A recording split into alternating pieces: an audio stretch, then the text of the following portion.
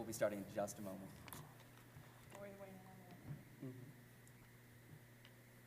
Okay. Good to go. Okay. Hi guys, I'm Abba. This is our panel. We are all competitive Pokemon trading card game players. I am also a Twitch live streamer. I stream Pokemon trading card game online, as well as competing in real life. I'm Garrett. I am an avid player of Pokemon, and I hope to support my wonderful girlfriend at tournaments. I'm Joe, or Baby Bighead. I actually play competitive paper as well. I also run and judge local Pokemon tournaments at the comic book store in Glassboro, which is right next to Rowan University. And my name is Adam, and I am known as Boomerang, and I also live stream Pokemon TCG as well as competitive on paper, and also I go to the comic book store to compete there as well. That's basically it. Very cool. Cool stuff. Okay, so we're gonna go over a lot of basics. We're gonna start with kind of how to get involved. With the hardest part that I personally had, because I was playing online, I played as a kid, but I didn't know how to really get into the Pokemon community, besides online and through Twitch. So we're gonna go with basics of like how to learn to play, deck building, and buying and getting cards, which is kind of difficult for a lot of people. Yeah, and trading, big one. That's later on. Okay, so the absolute easiest way to learn to play is going to be online. Pokemon has a free to download and free to play form of it online. It's really easy. They do tutorials, as well as you can play and compete in online tournaments, which gives you a general foundation of how to compete. Of course, playing it in real life is a little bit different, and we'll go over that. You can also collect cards, etc. online. It's together with the trading card community, but it's also its own. So one thing Pokemon did really well is when you buy a pack of cards, you're able to get access to a code in the back. So the code in the back of the pack equates to a pack on the game. So you're like getting like double value out of it. Also, if like you don't want to spend money initially, you're able to play the game that they give you with the theme deck, and you accumulate their currency, which are coins. You can use the coins to buy better theme decks, so you can play more with different theme decks to like collect more cards and like learn the game better. And the other way to learn how to play is in person by joining a league. The league is the easiest way to find other people that play Pokemon. And you can do so by going online, and I think I have a slide for that. Hold on. No, I don't. Okay, you can go online to Pokemon. You can find a league by your distance, and it will show you what time they compete. And you can go there. If you don't have a deck, you can still go and talk to people. You can also buy cards and trade for cards there, and kind of start building a Pokemon community. Thank you. Okay, the first thing you need to do when getting started in Pokemon is choosing a deck, which is my favorite and also least favorite part. Because I am really weird. I need to have like a connection to my deck, where they prefer playing the meta decks. So the easiest way to like go about picking what deck you want to play for beginners, you just choose what your favorite Pokemon is. If you like Charmander, Charizard, and then you go from there, or you like a certain element. So if you want to play all water Pokemon, you're able to do so. With these links provided, they provide more of like decks that are played in tournaments. There's like a few cards that you need to accumulate to play like competitive, quote unquote, but you can also take a deck that doesn't have competitive cards in it and go to a league and play and compete well. Yeah. Any deck can really compete in, any version, as long as it fits the rules. Yeah, and you don't need a highly competitive deck your first time. My first tournament, I played a deck that I created out of a pre-release deck because I had absolutely nothing. So you guys are. Yeah, it was a Lycanroc Rhyperior deck, and it was fun. It was a very, very fun deck to play. And I won a few rounds in the tournament, but I mean, it wasn't a competitive deck, but it was fun and I enjoyed it. So you don't need to get a meta deck. You don't have to spend hundreds of dollars from the get-go to compete. Although there always are going to be certain staples that you're going to want in a deck. Like right now for standard, Lele's are extremely important. Yeah. So when you're starting out building a deck, you need 60 cards. 60 cards, no more, no less. And the key rule is usually 20 Pokemon, 20 trainers, and 20 energy because you want consistency. you always want to have a Pokemon to play, a trainer to play, and an energy to play. You kind of want, like as you progress through and make more competitive, you'll find that you'll scale down the amount of Pokemon, you'll scale up the amount of trainers, and energy is usually the same. Average right now is between like 10 to 12-ish. So like you can see like the progression of decks as you compete more. Yeah. And as you find your own style, you'll of course tailor your own deck to it. Yeah, absolutely. Every deck that I ever play, if I take it from someone else's deck list, I play it a few times and then I completely modify it to be my own. Yeah, I don't think I've ever used a pure deck list. Yeah. What current decks do you guys play? Well, I currently play Volcanion, so it's mainly all fire, basically. Yeah. Very powerful stuff. Right now, my favorite deck is Gardevoir. It's a fairy-type Pokemon. I have a couple little extra things that are in there. Sylveon is another one. It's, in theory, the best deck right now in the competitive meta. It's very consistent. It does everything that I need it to do. It draws me cards. Yeah. I'm actually building the deck he's currently playing, but right now I'm running a Mewtwo GX deck. Mostly, it's all about building energy onto your Pokemon, which powers up its attack with its abilities. And you'll find every Pokemon has different discrete abilities, which alter how you play them. And yeah, you can change the deck. I'm playing Espeon Gengar right now, which is a little bit outdated, but I absolutely love it, and it's a blast, and it confuses a lot of people. And that makes it really fun for me. On the screen, you can see different resources for deck list. You can also, if you go to twitch.tv, you can find people that are streaming it that can also give you advice. There are also Discords and other places where you can meet people, talk, and there are Facebook groups as well. Yeah.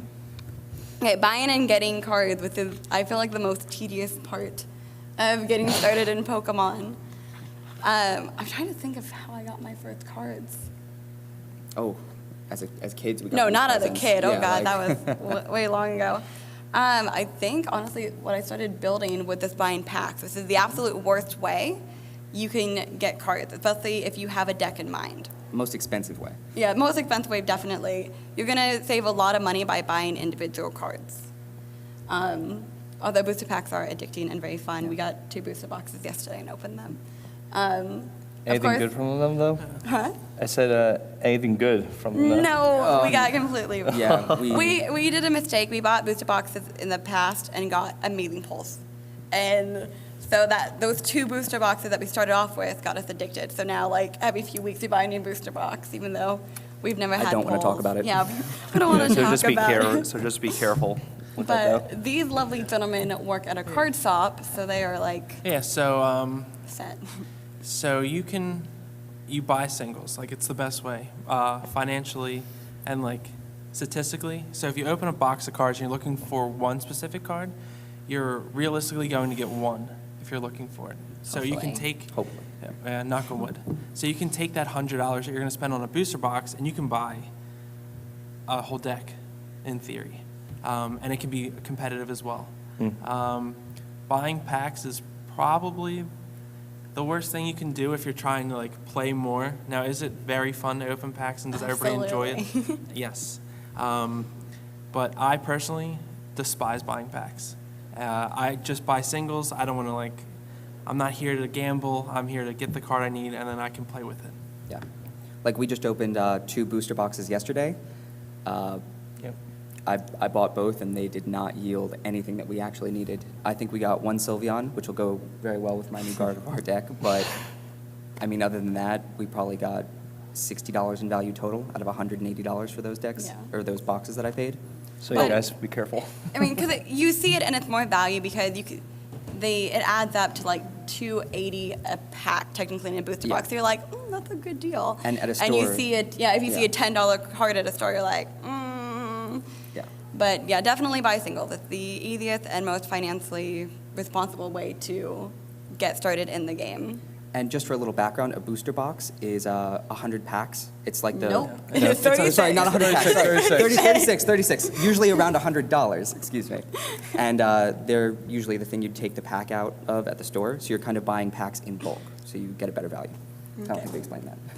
And the most fun way to get cards is by trading. Yes. You can trade. there are forums and stuff online where you can trade. I prefer doing it in person.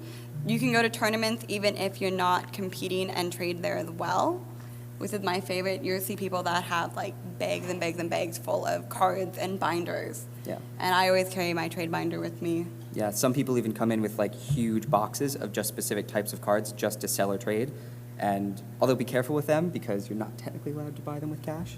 So walk yeah. outside the building. So try not to get thrown out. Yeah. And I added my favorite site to get cards, and it's what I honestly use for valuing cards as well. They put the market value, and they update it almost every hour. Mm-hmm. And I've never had any bad experience buying from TCG Player, and I think they even have a booth here. Yeah, they do actually. And I'm pretty sure they guarantee, so if you got a damaged card or something like that, you could obviously get your money back. Okay, and now we're going to go on to kind of how to compete. So we're going to go over all of the basics that I also didn't know getting started. That was, Yeah. for some reason, Pokemon tried to make it really easy, and It got a little confusing. it got confusing for me. So the first thing you need to do is to join a league. You don't technically have to. It is the easiest and funnest way to get started. You get started by getting your player ID online. You're going to need it to compete in any Pokemon Sanctioned event, as well as for joining a league. Officially. Yeah. And then you can, as I said earlier, you can find a league by distance at pokemon.com/US/play-Pokemon. And the most important part is SOAP. That is the hardest part for me too. I live here, and I also live in Houston, Texas. So I love going to my league here in Philadelphia, and as soon as I go home to Houston, I never go because I'm so afraid to go alone. Yeah. The SOAP, everyone's super nice. The Pokemon community is absolutely wonderful. And they're actually quite well organized, so there's going to be people there who are running the league and will directly help you. You can ask them any questions you have. They'll walk you through whatever you need. You can and test they even new give you a card. decks. Yeah, they'll help you build decks too, which Yeah. is a very, very quite a Important. gift. Yeah, and you can test out before tournaments. You can test out before you compete, which is kind of crucial, especially if you want to end up being competitive, because you can get all Yeah. the kinks. Yeah, one of the best things about leagues, they're free to sign up. You don't have to pay anything. Sometimes there's tournaments ran, so if you want to be a little more competitive, I know at my store, it's $6 to play, and everything that is paid goes back in the prize pool, and then prizes are distributed based on how well you do in the tournament. But there's also the people that are just there to play and practice. You also get promos when you join a league, which are really cool because they have this cool little Pokemon stamp on the right-hand corner of it. Leagues also have like League Cup challenges, so you can accumulate points, championship points, to be able to travel to the Worlds at the end of the year. It's in like the summertime, mid-August. This year, they just scaled it down. You need 400 points, which is a lot, but you can now accomplish getting those points by playing in League Cups and League Challenges. The challenges are a little bigger, but you can, when you accumulate the points, they do quarters. So the first quarter just ended, and the second one is about to start. By competing in League Challenges, you are able to do well enough to earn enough points to travel. And Worlds this year is in Nashville, if I'm not Yes. mistaken. Yeah, I think Yes. it is. Correct. And this year was in Anaheim, California. So Disney World. So just saying you can go Disneyland. Disneyland. wherever you want. And you're also not going to find, well, no, never mind. I'm moving ahead of myself. Anyways. Also, practicing and strategy, which is absolutely crucial, even if you want to play for fun. You need to know your decks. Your decks need a rhyme and a reason as well. Do you guys want to talk about your decks and kind of the strategy behind them? All right, so basically for my Volcanion deck, I want to start out with the baby version of it, and not the, well, I think we should explain the EX and the GXs of the Pokemon. Definitely. So basically the EX and the GXs of the Pokemon is basically a more powerful version of that Pokemon. So if it were to get knocked out, you may take two prize cards instead of one. So what I like to do is I want to be able to get my fire energies on my bench and That way, they'll be more powerful later on in the game. So it's basically all about just having your Pokemon ready to fight. For me, I like to, it's a slower deck. I'm not doing any crazy things in like the first 5 turns. I usually like to get my bench filled up. Each Pokemon has its own little special thing that it does. So Remoraid, which evolves into Octillery, will draw me cards in the later game. I want to make sure I have Ralts, which evolves into Curlia, then goes into Gardevoir. So I want to make sure I have a few of those in case in the early game they get knocked out, and I want to have backups. I'm there to maneuver or manipulate energy so I can hit harder. Gardevoir is great right now because it does 30 damage for its first attack. It costs 1 fairy energy, and it does 30 for each energy that's attached to your basic Pokemon, or your active Pokemon and their active Pokemon. So I don't have to have too many energies to hit really hard. Yeah. And I run a similar deck, but mine's a bit more simple. I play with a Mewtwo GX, which needs no evolutions, really nothing else, and the energy only costs 1 attack. Just like his, for each energy, you get 30 more for the attack, although his does Demons. both active Pokemon. Sorry? Damons. You said Yeah, damons. sorry, 30 more damage. And unlike his, mine just counts towards my energy, so I have to have a lot more to equal his power level. His deck is actually quite good against mine. And realistically for my deck, there's just one objective: get energy on that Pokemon. Since you can only play 1 energy per turn, you want to stack the deck with a lot of trainer cards that can put energy on Pokemon. So I run a lot of Max Elixirs, I run a lot of Kiawes, which are a trainer card, which allows you to take 5 fire energy out of your deck, or sorry, 4, and place it on one of your Pokemon, whether active or on the bench, and that helps me power up. Okay, and my Espeon Gengar deck is pretty simple. You can get an Espeon normally in 1 turn. The EV I use gives the ability that whatever energy you put on her, you can evolve into that form as soon as you put that energy on. And her main attack is 1 energy, and it does 30 damage. Once I get my Gengar does Creep Cell, which is an instant kill no matter what the HP of the other Pokemon is. And I also play with Potown to do the extra counter that they evolve any Pokemon. And Gengar isn't really used too much anymore, and I find that at League Cups and stuff, it's mostly newer players, so they don't know about him. So it's kind of intimidating once you get a couple on events. Yeah. It's the best thing about playing a non-meta deck. A lot of the people who are competing don't know what you're about to do. Yeah. Because, for example, if I go up against a Gardevoir deck, I know what I'm dealing with. I know what he's trying to do. I know what cards he has. It's easy. I mean, it's still a very powerful deck, so I have to fight that. But going up against a deck like that, I would look at it and say, why are they playing that? I have no idea what they're about to do. Mm-hmm. And like the meta decks are kind of defined. They just had the new release of the newest set called Crimson Invasion. So like some things will change. But like as he said, I can sit across my opponent, see that he has, like he plays a Ralts like I'm playing. I can tell you 60 cards that guy is playing, give or take 1 or 2, or whatever my opponent's playing. If I see a fire deck and I see their first turn, again, I can tell you between 58 and 60 cards of what they're actually doing. So I would personally say you can learn the meta very quickly, but if you do have a unique deck, you can probably catch most of your opponents off guard because they actually have no idea what you're doing. Yeah. And the best way to learn these is just go in and play. Doesn't Yep. matter if you lose. Going online and just playing it teaches you the rules because it automates it for you, and it teaches you what decks people are going to play against you. It takes a lot of time to know like Yeah. which Absolutely. like it's like okay. The most important thing that you can do when learning to play is to know your deck in any situation, period.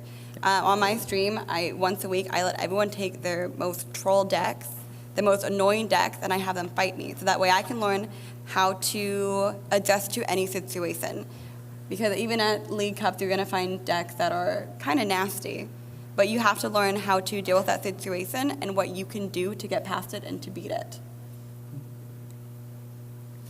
Okay, what are other ways that people can improve and what strategies they can use? So another great thing that Pokemon does is after every Worlds, they print these things called World Championship decks.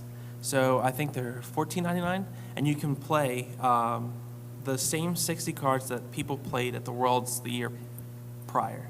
So for $15, you can play a $200 deck. Now, you can't compete with those at tournaments, and the difference is for a Pokemon card, if you're looking at it, the border's gold. For World Championship decks, the border's silver, and that's what symbolizes that it's not actually playable in tournaments. But you can get a feel of what deck that you enjoy playing that are played at the top level without spending or committing the money to play it. So for buying all 4 of them that they provide you, or that they sell, for $60, you can literally feel what it's like to play the top decks that are out there, or you and your friends can split them up however you go about it. And you can edit them how you like to for a budget versus having to buy all new cards. There's also a lot of online resources that actually have basically either artist renderings or the exact renderings of the cards that you can just print out for no cost. They'll have a watermark on them. Of course, they're not playable. You'll have to cut them out yourself. But it's a very easy, maybe 10-cent cost to get whatever deck you want, just to play it, get a feel for it. And if you want to make it look even more legitimate, you can get sleeves and put each card in the sleeves so you don't see it in the deck. Fake one. Well, yeah. But And some yeah. leagues will let you use the printout version to practice with. Of course, you can't compete Yeah. with them, but some leagues will let you use them so that way you can get a fairly general idea of what you want to do. But my best advice for practicing is just to do it nonstop until you can't anymore. I spend probably 5 hours a day playing Pokemon, Yeah, online definitely. and off. Keep playing and talk to people, Yeah. what you can do better. Yeah, absolutely. Have people go over your decks as well. Yeah, I find that for the amount of time that we put into the game, I haven't actually grown tired yet. I haven't sat there, looked at my screen, or played paper against one of my friends and been like, I have to stop, I have to take a break. This isn't fun for me anymore. Coming from different card games, I would grow tired, or I would get frustrated because I always thought I was fighting a losing battle. But in Pokemon, I always feel like I'm in the game, or I'm never too far behind, or I can always come back. Yeah, definitely. Absolutely.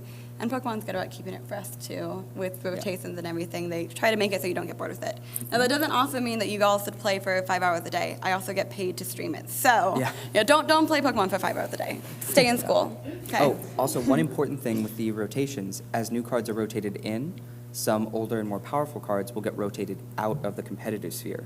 So the game doesn't get stagnant where everyone's just playing one deck for a couple years because that's all you can play. The cards will come out of the standard deck mode and go into expanded or legacy, and it makes the game fresh. Yeah. Okay. Okay, finding tournaments. I could not do when I got started. So what Pokemon did, and it's awesome. If you go to Pokemon.com/event finder, you can type in your address, and you can look for any specific thing that you want. They give you little check boxes, and you just check what you want to look for. So you can hit leagues, and then how far away you want them to be, and it is great. And it's one of my favorite things because I put my tournaments that I run at the store I work at on there. So anybody can type in your local zip code and see, oh, this store is 15 minutes away, this one is 20 minutes away. And with this website with this program that they provide, him and I have drove to Maryland to play in a Pokemon tournament because we were able to find that it's on this Pokemon event finder, and we acknowledge that we can just take an hour car ride and bam. And have some fun. Yeah, absolutely. The tournaments are one of my favorite parts of Pokemon. I also try to do a schedule to kind of plan out. I normally do 3 or 4 months in advance. I try to do a minimum of 3 to 4 tournaments a month, which is excessive for a lot of people, but I like it and I got nothing else to do. I don't know. I don't know. People do other stuff on weekends. I just go to Pokemon tournaments and trade cards with little kids. Yeah? Yeah. One of my favorite parts is when you go to tournaments, actually at my first with you. No, it's mine too. Oh, yeah, that was your first. Oh. So I ran into one player who I could tell was very good. He was running a Vikavolt Bulu deck.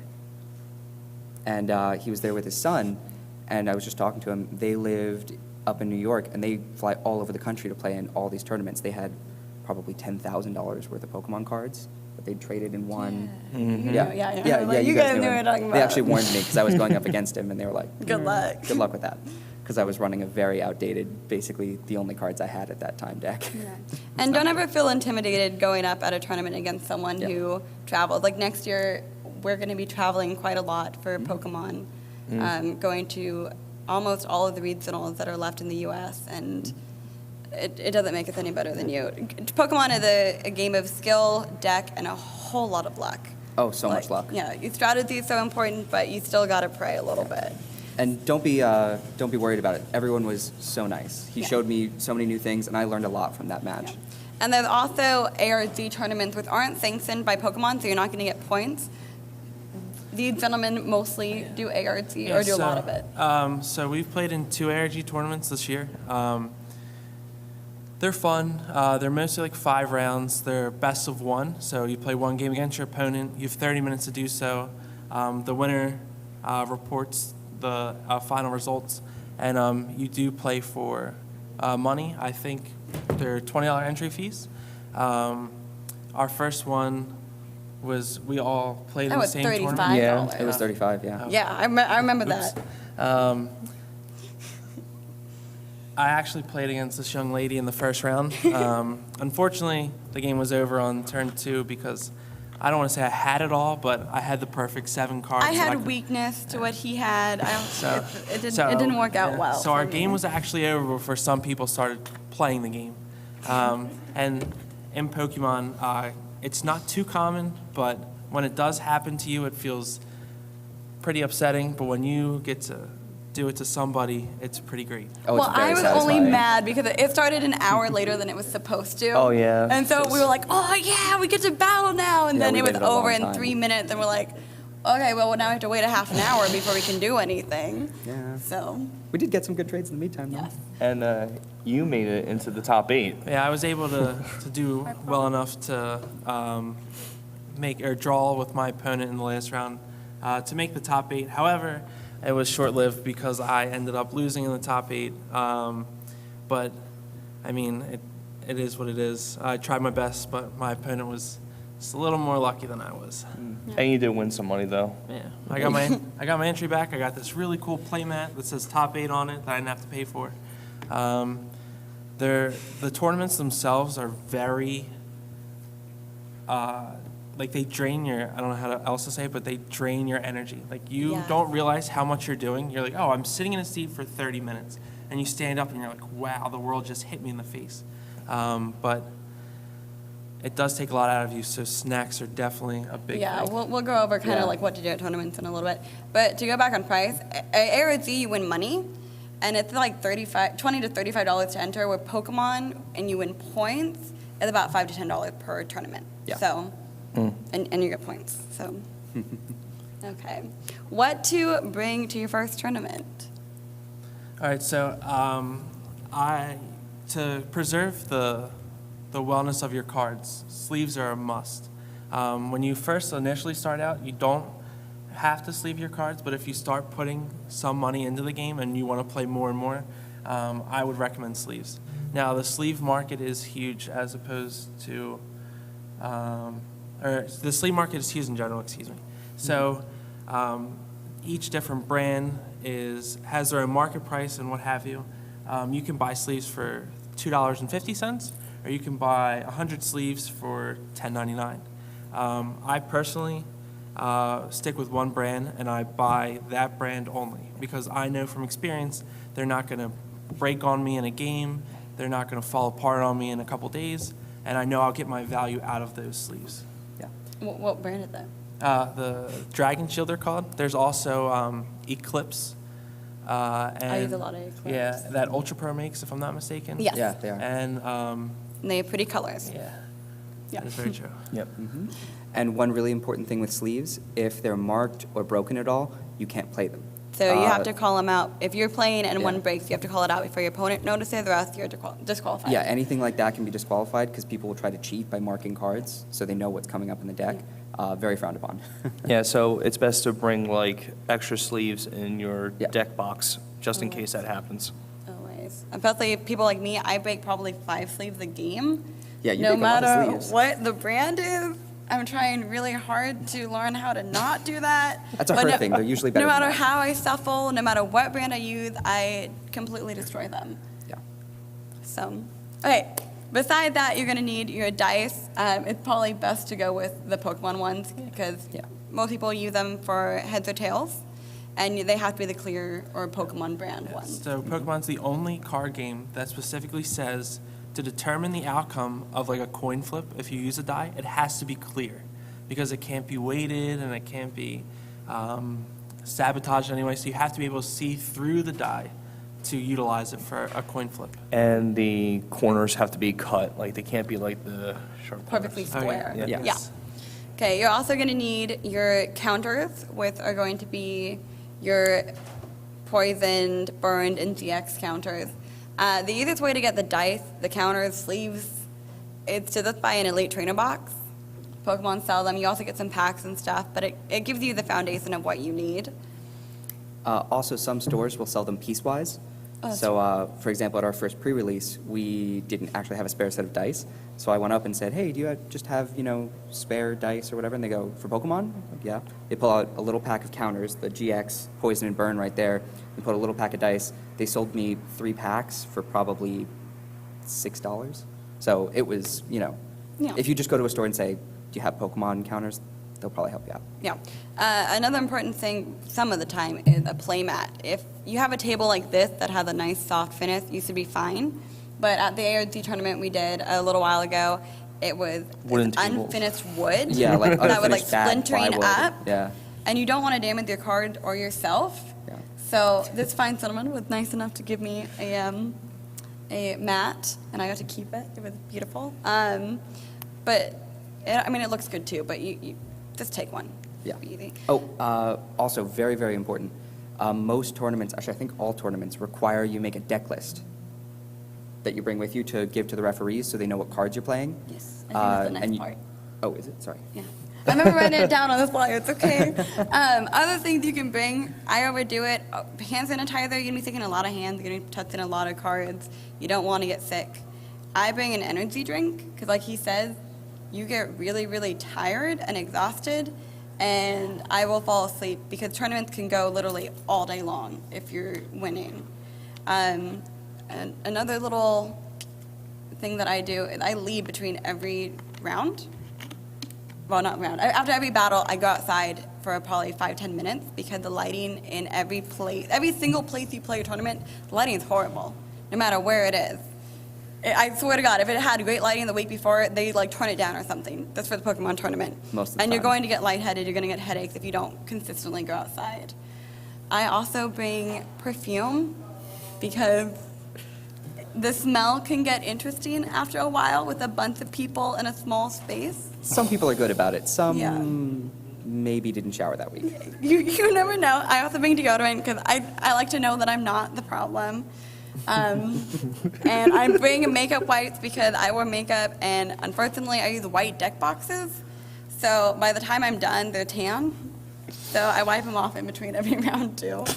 What are your favorite things to bring to tournaments? When I go to a tournament, I like to bring my deck box. My deck box is large enough, so on the bottom of it, I have my dice, my GX counter, my good luck charm. Oh, absolutely. So I have a good luck charm, which is a coin. So this deck box is large enough to hold a GX counter, coins, some dice. Always make sure you have that clear die. And then if you place it back, it stores nice, and then this holds all of your cards, and then your little spot for your extra sleeves, and they usually come with dividers. I have mine packed. Yep. Yeah, mine kind of tan one. Ultra Pro is good at that. Yeah, I do like the deck box. It really doesn't matter what deck box you have. These are just my favorite, and I'm kind of careless with my stuff too, and these hold up really well. Although when flying here, TSA had to search my bag because of this. Yeah, they thought. Yeah, they didn't know what it was, and so I guess when it goes through the scanner, it comes solid. It probably looks So really weird, If yeah. you're flying, just take it out of your bag and put it in a bin. Just That must have been one experience, like, what's in here? Listen, C opened it upside down. Luckily, she started with the dice first, so dice went flying everywhere. and I had to beg her to let me open this, because it's 2 decks in here. It's a little packed. But I had to beg her to let me open it, and she was nice enough to let me. But yeah, so if you're flying to tournaments, just take it out of bag. One thing this just reminded me of, sleeves, like we were talking about before. These are glossy sleeves, and they are much easier to shuffle. I disagree. The matte sleeves. Absolutely Oh wait, no, disagree. sorry, other way around. Other way around. Other way around. The matte sleeves, which we bought her, are much easier to Yeah, shuffle. these ones. These stick together and Still they break break them. and they ruin your cards because they start to bend. So getting matte sleeves is definitely a good idea if you're going to be playing a lot. Those are pretty though. Yeah, these are very pretty. I'll get Pokemon that. But if they're glossy, they stick when you try to shuffle them. So Okay. We shall move on. Wait, are there any other things that aren't basic Pokemon stuff that you think should be brought? Oh. Besides snacks? So in Pokemon, one of like the more common things is people have like good luck charms, just like in general in life. So I have my favorite Pokemon's Rowlet. It's awesome in my eyes. So I have that he bought for me. It's an angry Rowlet. So it's like this big. His wings are up. He has like this mean look on his face, and like it's always in my car. It's like my good luck charm. I put on my little dash, and like I go in the tournament. I usually lose, but it's there for me. I'm trying to think. There's something else I thought of, but now I forgot. I don't know. Bring a good attitude. Yeah. It's going to be a long day. Okay, tournament etiquette. It's pretty simple. I mean, common sense. Introduce yourself, not just to your opponent, but to everyone, because everyone's there to have fun and to hang out. Before you start, shake hands. You don't have to. If you're like a germaphobe, you don't have to. And with some luck, it's just nice. yeah, It's a common thing. When you're playing, explain what you're doing. So, since we have cards here, if I'm going to use a switch, I'd be like, I'm going to use switch and explain what Pokemon I'm switching. yeah. You don't have to go in depth and explain why, but just that way no one's confused and no one thinks that you misplayed or If you're or cheating, Yeah, 'cause basically. they can. It doesn't happen often, but if people get very kind of catty during a game or they think you're really cheating, they can call over a ref and make your life miserable.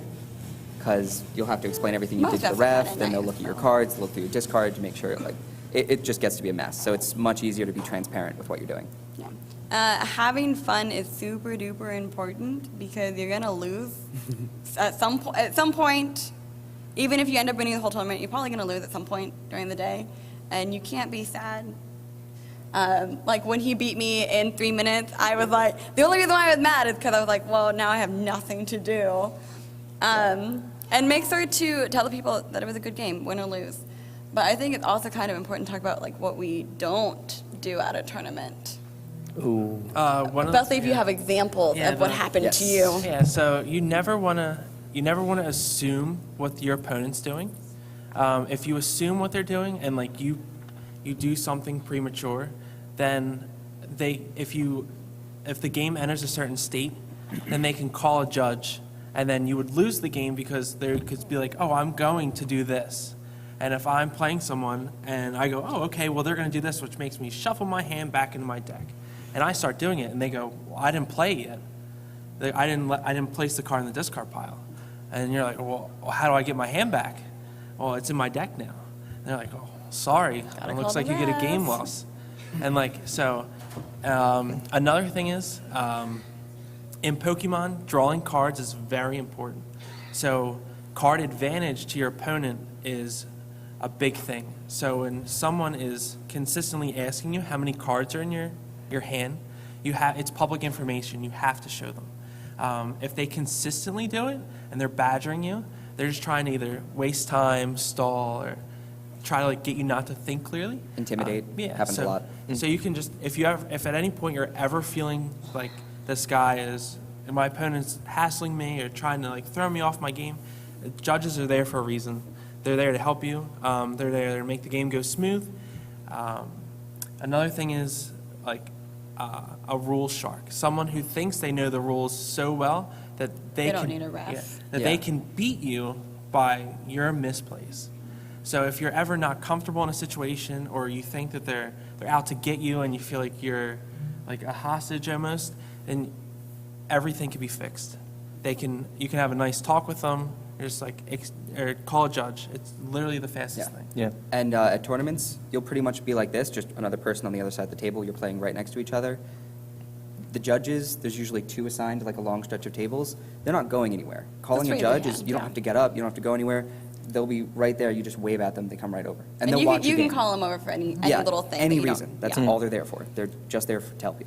Well, my least favorite experience I ever had was the first tournament when I had my little ghetto makeshift deck, and I told the person I was playing against that it was a makeshift deck, so just ignore it.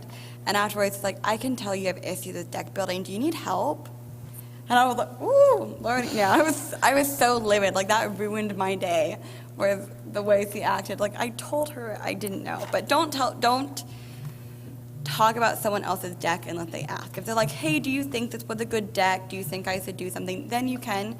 Just don't give your opinion on someone else's deck unless it's asked for. Just Yeah. common courtesy, being nice, and not hurting my feelings.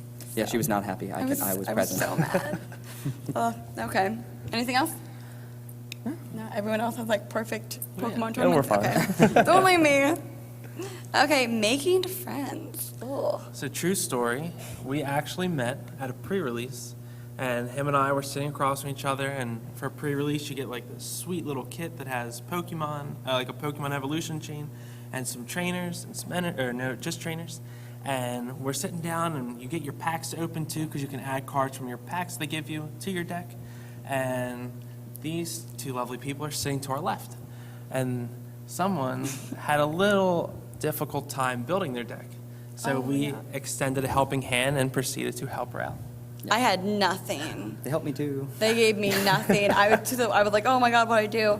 They came over and they're like, oh God, like, Yeah, no, we you had got nothing. absolutely Like, nothing. good luck. And you can't trade at a pre-release. Yeah, you can't trade So you're just beforehand. stuck with what you so, opened. Yeah. Ugh. Yeah. And, you know, it's weird. And then, like, we started to talk about, like, streaming on Twitch. Like, Yeah. I was a streamer and you were a streamer, and then we just started, like, bond with each other. Yeah, and then for some reason they kept us as acquaintances. kept us. They decided to keep us, and Yeah. we talk sometimes. I don't know. We hang out. We go to other tournaments. We visit their shops sometimes. We buy stuff from their shops sometimes. That did happen. Yeah. We played in the ARG together. It We just was did. a continuous fun Even though journey. he completely destroyed me. But just don't be afraid to reach out to people. I guess the most fun part of Pokemon is it's the people. Yeah. It's a really, really good community. It's one of the reasons why I stream Pokemon almost exclusively, is because the community is so welcoming and loving. There are other card games that would stay unnamed that are kind of nasty that I've played in before, but he's like, I know the feeling. Yeah. But the Pokemon community is great, and everyone is very opening and welcoming, and just don't be afraid to go out there, introduce yourself. Trading is a great way to start talking to people and Definitely. to build relationships. Yep. I know our first major Pokemon tournament we went to a regional tournament in Hartford, Connecticut together. And it's very intimidating, the large scale of people that turned out. Yeah. But you think for 1,000 people that are in a room together, how can I possibly make friends with everybody? Within the first 10 minutes standing in line just to register, we're making friends with people from Illinois, Indiana, Michigan, and it's so easy because you're all there for the same reason. You all enjoy the game of Pokemon, you all want to play Pokemon. Now, whether you're talking about the trading card game or the video game or just Pokemon in general, there's your icebreaker. Yeah. So it's very easy to have a conversation with a random stranger because it's usually about Pokemon. Yeah. You and- can always. Sorry. Go ahead. Oh, I'm sorry. And we also had some players coming in from Canada and Mexico to go play in this in the tournament. In the tournament, and it was just a blast. Like talking to everyone, just saying like, "Hey, where are you from?" And my opponent, Sam, she was from Toronto. And I'm like, "You It's a travel?" long And way. she's like, "It was a long ride." And I'm like, "I can tell." Yeah, I confuse a lot of people because I live in 2 different states and 2 different cities. So when I travel to places that are close to one location, they're like, where do you come from? Yeah. I'm everywhere. But yeah, don't be afraid to make friends. That's the whole point of the game. Everyone's really, really nice. One of the best ways for me was just sitting down and battling people. Like she was saying Yeah, before, in at our between rounds. first real tournament, we were waiting. They started an hour and something late. Oh, yeah. I was sitting around like, want a battle? Because there are people just sitting out at tables, just playing with their cards, looking through the binders. And that's one of the best things when everyone has all their cards with them. You know, one deck is 60 cards. They might have a binder with 100 cards in it, 200 cards, 300 Or extra cards. decks. Or extra decks. And you can test out different things, talk different metas that you like, and even trade for things. Although make sure you've got that TCG player website handy to check your prices. Make sure Yeah. you're getting good trades. Exactly. And- That's a good way to lose friends, is by ripping people off in trades. Yeah, and that's another big thing. Whenever I was trading with someone, because there were a few younger kids that I traded with, I made sure their parents were there and made sure that we both knew what we were trading. So phone on the table, we both looked at the price and said we agree that this is a good Yeah. trade. And then we shook hands and it was the trade. Because you might have kids, you know, if you're the adult trading with a kid, you might have a kid go to their parents and say, this person stole my card, or whatever. You can get into something bad that way, or vice versa. You know, as a kid, someone might take advantage of you not knowing what it was, or just talk you around, and you just end up giving them cards that you didn't intend to. So make sure you keep a close eye on what you're doing. Okay. Good stuff. We're good. Is that it? Yeah, okay. So we're going to open up to a Q&A as well, if any of you guys have any questions. We're also going to be doing Q&As from the live stream chat as well, if anyone has Pokemon-related questions. Yep. If not, we can ramble. As you can Yeah. tell, I'm very good at rambling. I do stream, so, I'm very, very good at rambling. Yeah, we do see the chat, by the way. We have it open right here. Yeah. So if you guys want to ask questions, you can go line up with that lovely man in the purple. And in the meanwhile, we will talk more about competing, I guess. Yeah, I guess so. What made you guys want to start competing? You want to go or you want me to go? So what made us start competing? Yeah. All right. I guess it was like what's the word I'm looking for? So I think we actually started playing Pokemon because we've experienced so many different card games, whether it be Magic, Y Schwartz, Yu-Gi-Oh! Is played at the store I work at. And I was talking to a few people, and they said Pokemon's the most fun they've ever had losing. So if you're having fun losing, you're playing the right game. And, sure, you get disgruntled when someone beats you, or they draw the card off the top of the deck that is the only variant they can beat you. Yes, it is. You get a little down in the dumps, but there's never been an honest time where I've sat there and I'm like, I don't want to sit here anymore. I don't want to play. This is no more fun. I just want to leave and drive home. And I think that's the one of the main things that's keeping us together with the game. I see some raised hands in the audience. There's Are the there? guy right you here with line the up behind that microphone. lovely lady? You can line up right there. Yeah. So if you have any questions at all, just go right over there. We can start. You want to start? Just have two kids. So I live in Philly, but I don't have a car, so I'm not, I think I looked up online to see if there were any links in Philly, I didn't see any, so what do you do if you have travel restrictions, that you can't really find? Sure. So for travel issues, you can play online, and the online client, I personally think it's awesome, because at any point I can wake up if I can't sleep or I'm not too tired yet, and it's 2 o'clock in the morning. I can open up Pokemon and I can play somebody. It's great. I know there's local stores in the Philadelphia area, like Red Caps, if I'm not mistaken. Yeah, Red Caps is a great one. They have 2 locations. I think the third one just shut down. But there are definitely a few places Yeah, where you can play together. in the local area. And I know for public transportation, we actually have a bus stop directly across from our storefront. So if that's accessible to you, that's also great. But me personally, if it's 9 o'clock at night and I have to be doing my homework, I'm probably going to play Pokemon. Just to take a break and then get back to doing what I was doing. But You can also reach out online and see if there are certain people in the area and meet in a public place just to practice. Yeah, there are some, once you know the people, some safer carpools and public transport should usually just be just Yeah. fine. Okay, hold on. We have a question Oh, we got a in question. chat as well. What sets this game apart from other TCGs for you, and why are you sticking with it? I know we're gonna. Gonna- So what's different from other trading card games? Yeah. You want to go? Well, in regards to other card games, there were times where you can do something on your during your opponent's turn, and it was like, am I safe to play this card or not? And they say no with a card, and I'm like, well, I guess I'm done here. So. In Pokemon, there's no real interaction between you and your opponent unless when attacking is happening. So you do not have to play through permission as in other card games. So in Magic, there's counters. They can do other things during your turn, which is one of the things that we enjoy about the game. I know in Pokemon, if I want to pay money to be competitive, I probably have to spend like $160. I know if I want to be competitive in Magic right now, Oh, God. I have to spend like 700 maybe? Yeah. no, At least. Yeah, so roughly. Like, yeah, and I know. Yeah, So if I'm playing standard Magic and I have to spend $300, and the cards are going to rotate in, let's say theoretically 6 months, well, my $300 worth of cards is going to be worth $100, maybe $80, because once they rotate out of the format, they're not played. So the price just tanks. So I literally just threw money out the window. Yeah. And if you don't want to go fully competitive, I mean, my Mewtwo deck doesn't have the most expensive card that it needs, which would be a Tapu Lele. I didn't buy any of them, so my deck's only like $40 or $50. Well, I'm going to take a more meaningful approach to the question. For me, the biggest thing that sets it apart is the community, and that's one of the biggest reasons why I stick to it, is because the community is absolutely wonderful. So, and we can. Definitely. My question is, what do those little gray GX chips mean? Okay, that's a very easy question. I'll even pull it out.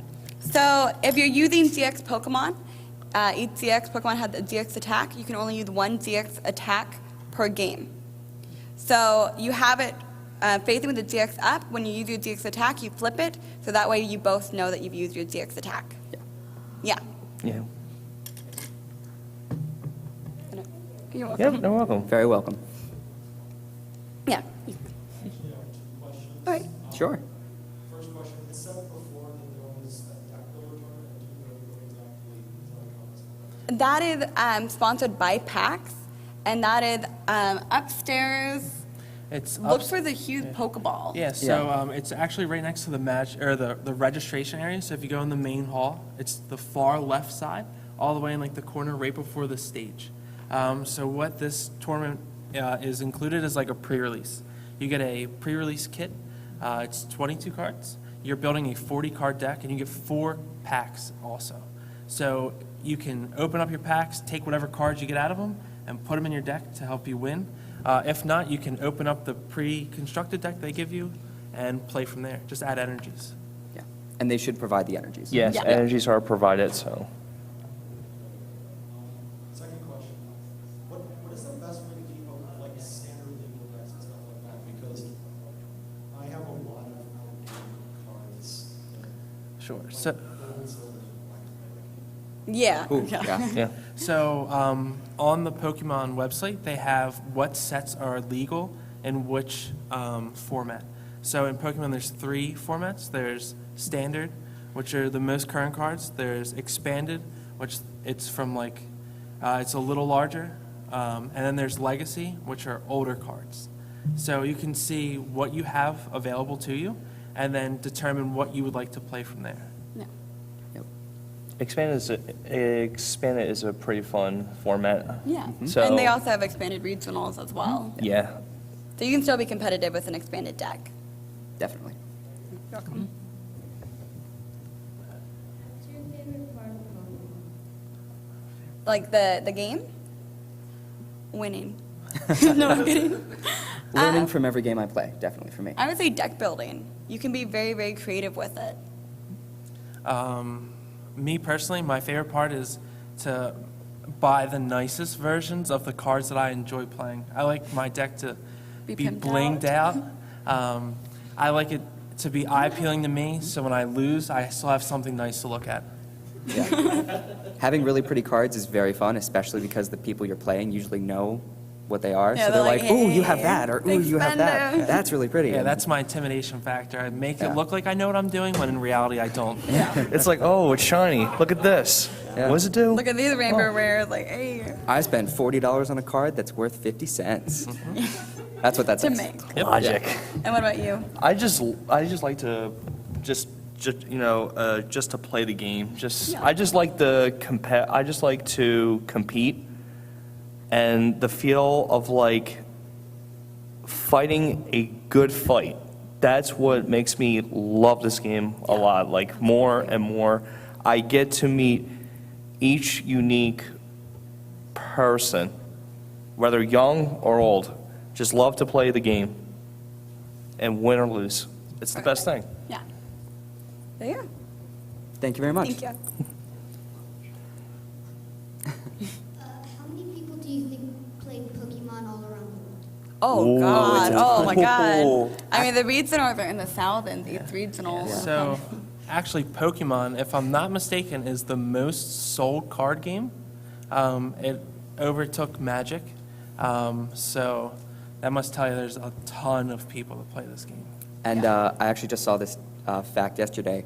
Pokemon is now the highest grossing entertainment Franchise beating out Franchise, Star yeah. Wars. entertainment franchise.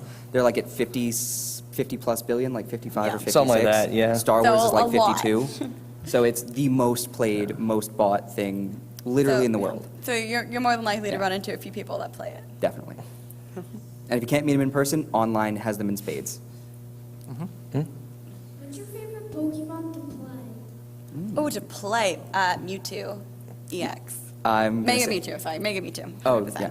I do Mewtwo GX. Some cards have 2 different variants, so she's playing an Oh, Lord. older version. I play the brand new one. Yeah. Mine would be Decidueye, because I can not only attack, Yeah, I can use its ability, Feather Arrow, to place 2 damage counters on any Pokemon that I choose. I think that's a really good question. Yeah, I What's my know. favorite Pokemon? Because I would say Volcanion, but I would be lying. Personally, I like Darkrai, to be honest. Darkrai is my Okay.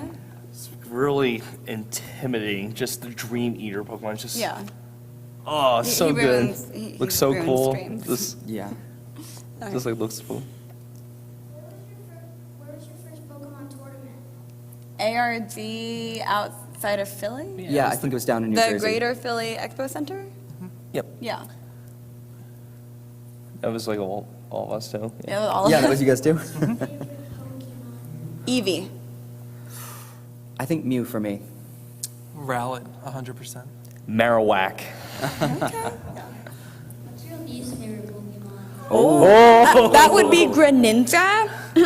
Oh, Throwing that out there. come back to me. Greninja. At least in the card game, Greninja. Yeah, oh man, that's a very good question. I know. All right, go ahead. Rattata. Oh no, Zubat. Zubat. Zubat. Okay, okay. If you've played the games or anything, they're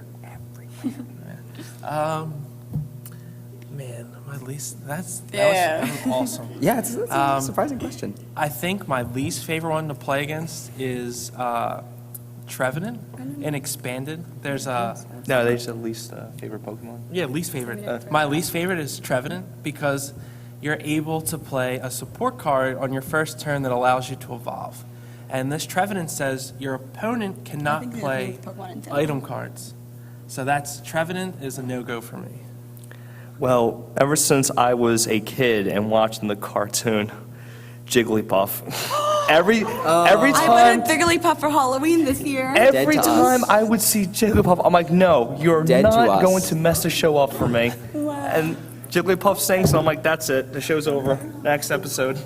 Okay, thank you. And then we have one. What would you take to a tournament, Guardy or Golisopod? For me, it would be Golisopod. That's because I play him a lot online, and I know him pretty well. Guardy to win, but I would take Golisopod. I think I'd take Guardy hands down. I don't really like the Golisopod deck as much. I also like winning. Yeah, I would have to say 110% Gardevoir. I think it's the best deck. I know the major tournament that went on this weekend, the European International, the deck that won was actually Golisopod and Zoroark. But Yeah. I personally think Gardevoir is the best deck. I'm sorry, but I have to disagree with you. I've been playing with this deck for a long, long time. Volcanion. Stick with it, guys. It It's is a my- very good deck, and I think it placed second or third. But Gardevoir is very fun. Yeah, So, guess that's yeah, it time. did. It placed really high. Well, we're ending exactly on time. That is all the time we have. Wait, No, yeah. you're good. Oh, okay. Yeah. Fine. Oh, hey. Yeah. Perfect. All right, we'll be outside too if you want to talk anymore. But thank you guys so much for coming. We enjoyed it. So Yeah. hope you guys enjoy the rest of PAX. Yeah, thank you very Enjoy much. PAX, guys. Thank you, guys. And if you run, you can go to the mutant deck building tournament if you run. You gotta hustle. Oh, yeah, you gotta, Yeah. yeah, definitely.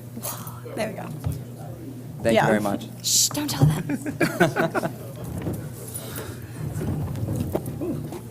Okay, let's go get drunk. No, I'm kidding. Your mic's still on.